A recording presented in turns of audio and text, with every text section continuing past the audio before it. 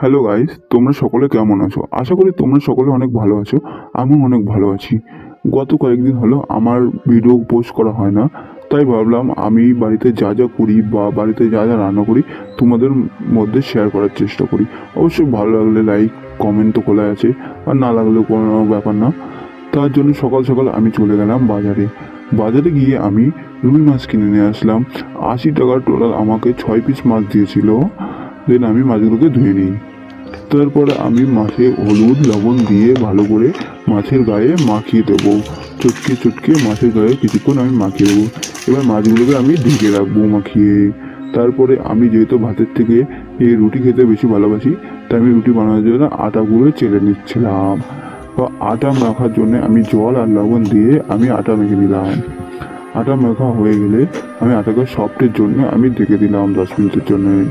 তো রুটিটা আমি বেলে নিলাম, বেলা হয়ে গেলে আমি ছেঁকে নিলাম। তারপর আমি আলুটা ছুলে নিলাম। দেন আমি আলুটা ফাল করে কেটে নিলাম। তো কুচি কুচি করে আমি আলুটা কেটে নিলাম। আলুটা কাটা কমপ্লিট হয়ে গেলে এবার আমি পটলটা এদিক ভালো করে ছুলে কেটে মেটে আমি 4 ফাল করে পটলটা আমি ঠিকভাবে কেটে নিলাম। এরপরে আমি টমেটোকে ছোট ছোট কুচি কুচি করে আমি ভালোভাবে কেটে নিলাম। তারপরে আমি সেই পাটানোড়ায় আমি লঙ্কা আর আদা দিয়ে আমি ভালোভাবে বেটে পিষে মিহি করে আমি বেটে নিলাম। তো যেহেতু আমি হাত দিয়ে ধরেছিলাম তার জন্য আমার হাতে খুবই ঝাল লাগছিল। মানে সারা বিকেল পুরো আমার বাবা ভোরবেলায় কাজে গেছিল এবং আমার বাবা সন্ধ্যায় এসে ভাত খাবে, এর জন্য আমি রান্না করছিলাম। যেহেতু একটা বাড়িতে ছেলে মানুষ থাকলে, মহিলা না থাকলে, যে একটা ছেলে মানুষের যে অনেক কষ্ট হয় রান্না করতে, বাসন মাজতে, ঘর গোছাতে বা বাড়ি পরিষ্কার করতে, বিভিন্ন কাজ, বাড়ির যাবতীয় কাজ। এবার অনেকের মনে কোশ্চেন উঠতেই পারে, কেন বিয়ে করছো না?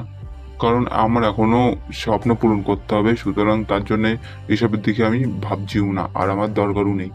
তাই বলে অনেকের মনে কোশ্চেন উঠতে পারে।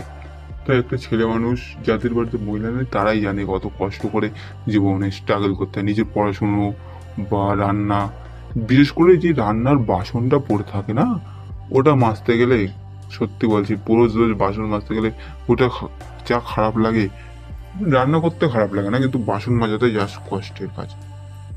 আর আমাদের আর্থিক অবস্থা যে এতটাও ভালো তাও না, তো মোটামুটি। তা সেই পরিপ্রেক্ষিতে তাও আমি ঠিক আছি। যতদিন পর্যন্ত আমার বাবা আছে ততদিন পর্যন্ত আমি কোটিপতি।